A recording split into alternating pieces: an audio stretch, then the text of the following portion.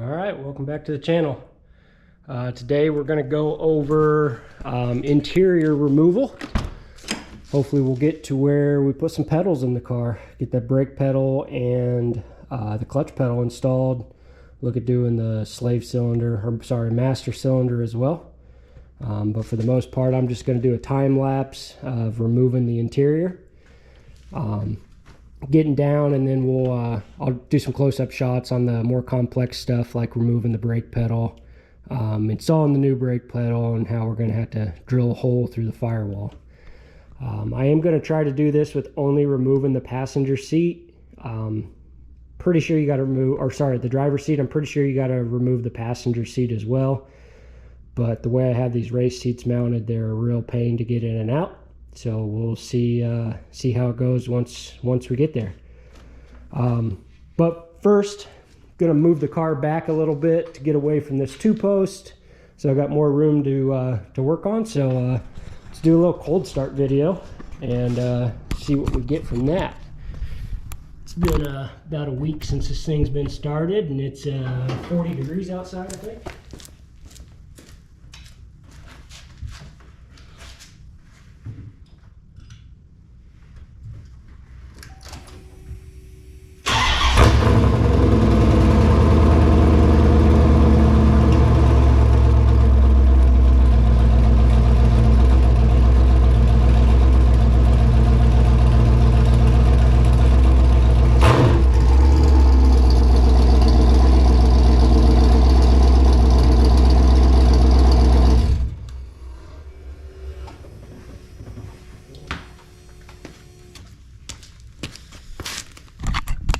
Alright, very smoky and smells like fuel with no cats.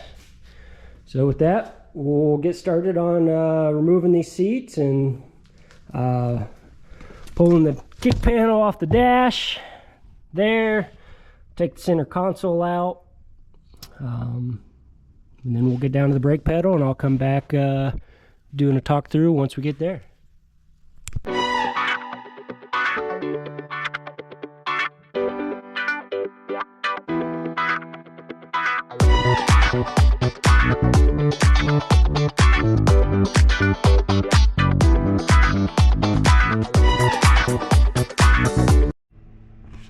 Alright, give you a little update here.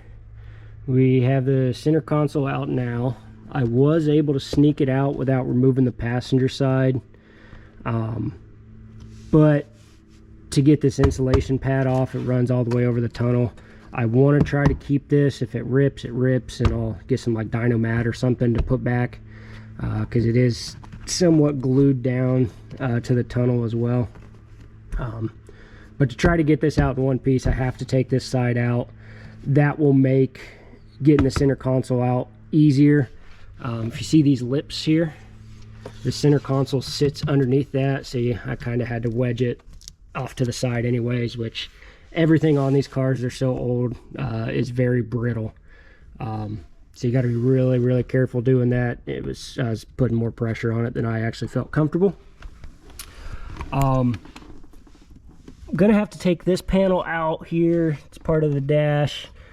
It means I'm probably gonna have to take the radio out. We'll see how far it goes up, but I want to get that out of the way so that it makes it easier for trimming the tunnel and splicing the new piece back in it. But we can see the mechanism for the automatic shifter. So we'll have quite a bit of wiring work we'll have to do to get everything going, which that will be done on a separate video.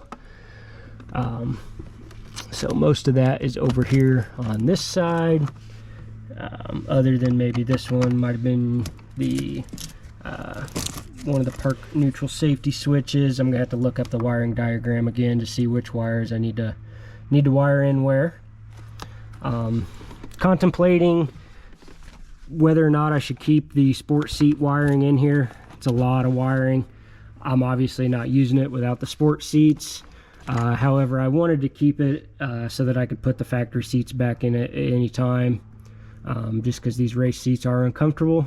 And when I do street drive it more than 2 hours, it's really not that fun to be in it.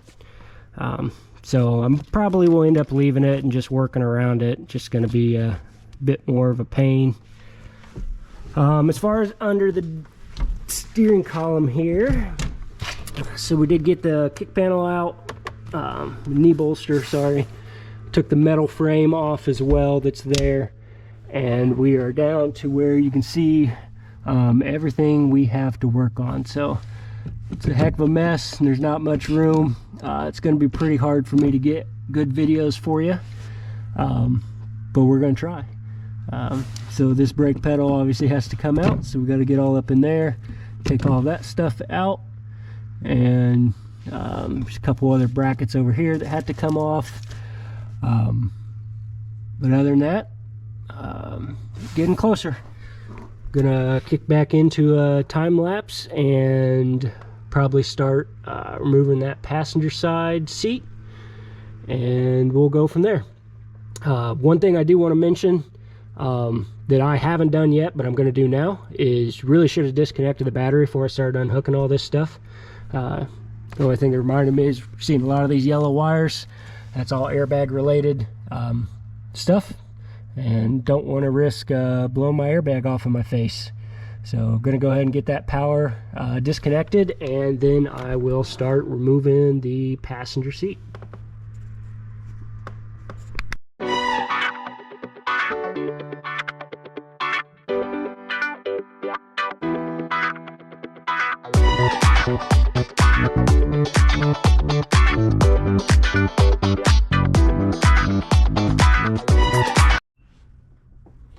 Alright, had to take a pause yesterday. Got towards the end of the day, had to go inside, but back at it again today. Kind of where we left off, working on getting the dash out, because I want to be able to get underneath this right here. I thought I was going to get lucky and this would be able to come out, but what you see here is this is all riveted into this whole piece all the way around. So basically the whole dash is going to come out of the car. So I'm going to start working on getting the cluster, all that out of there. There's about 100 screws holding this thing in. Some of them are blind in the back here that are going to be pretty tough to get to. But we're this far, so we're just going to go ahead and continue to pull it the rest of the way out. For anyone else that's trying to do this, I think you could do it, squeeze it in without removing the whole dash, which would save a ton of time. But I want to get in here and rip all this out anyway, and really make sure I'm getting in the right spot and cutting everything, and then all of the shifter linkage I want to remove as well. I don't want anything left in here that doesn't need to be here.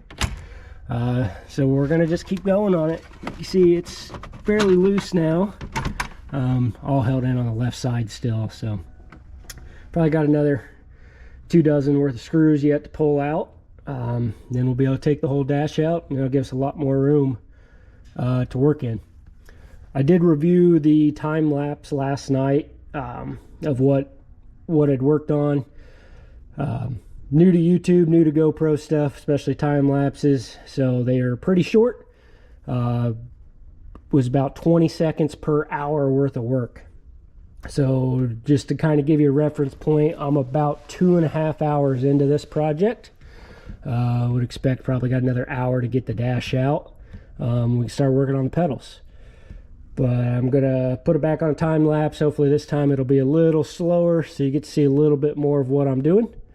And we'll go from there and start working on the pedals as soon as we get the dash out and this insulation off of the tunnel.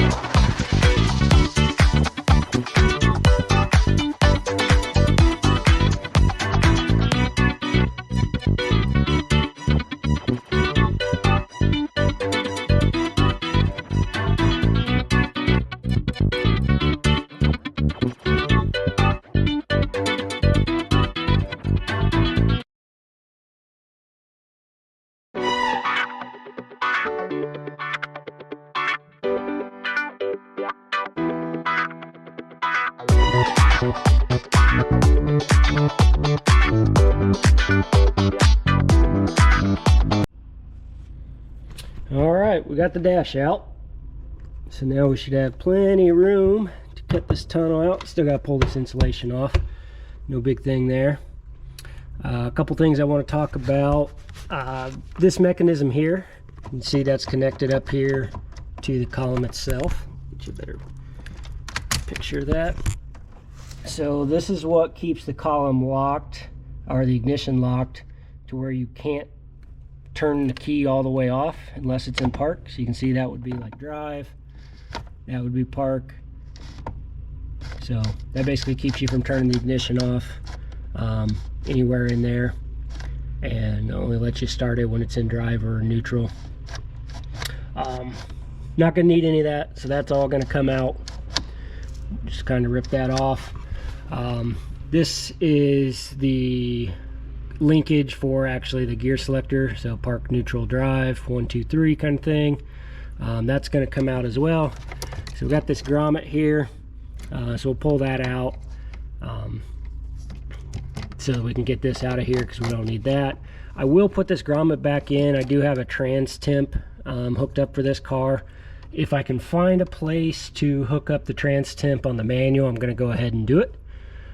But if not, we might end up taking the trans temp out, and then we'll just put this grommet back in and seal it back up so nothing can come through. But the tunnel itself should happen just right in front of here, somewhere in this range. We'll see for sure once we get this off. But I want to talk about the brake pedal next. So this is really hard to see, so I'm going to show you on the one that's off the car. So this is kind of the mechanism that's up top, or the bracket that holds it, and then this would be your mechanism. So there's two pieces here to it that hold it in. C-clip here that actually connects straight to the booster, and then you've got one nut and bolt that goes through to this bracket. So this bracket's the same between auto and manual. So for the brake pedal switch, I'm just going to pull that C-clip off and that bolt out, and we should be able to put this one back in, and we'll have our new brake pedal in. I'll be back in a couple minutes after we get that done. All right, got the insulation off the tunnel now. So now we can kind of take a look at what we're going to do here. So you can see, hopefully there's a seam right here. That's going to kind of be the template for what needs to be cut out. And then it switches from fiberglass to aluminum back here. So that's where all this seam sealer's at. So I'm going to try to chip that away and try to cut right on that. Then hopefully be able to trace this down the seam. I'll figure out what how far we got to go. Try to stay out of the floorboard. But we're going to do that last. Once we get the transmission close to being in, we'll make our cut. But I want the transmission in so that I can make sure everything's centered around the transmission.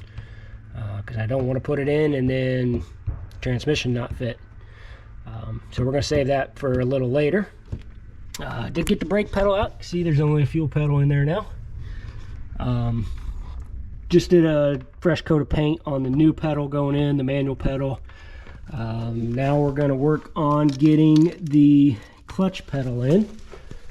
So it's quite a bit of bracketry with this one that got to put in.